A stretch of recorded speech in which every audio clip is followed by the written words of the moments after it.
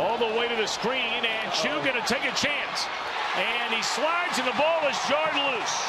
They would have had him at the plate.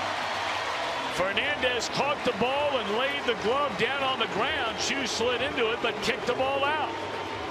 And a wild pitch gives the Reds a 1-0 lead. Well, it was so wild that it hit the brick area behind home plate and came right back to the catcher, Rob Brantley. Now, Brantley probably could have taken it himself and dove in there, but Fernandez comes in a little bit late. He's not sure what's going to happen. He slips, and I don't think he ever had control of the baseball.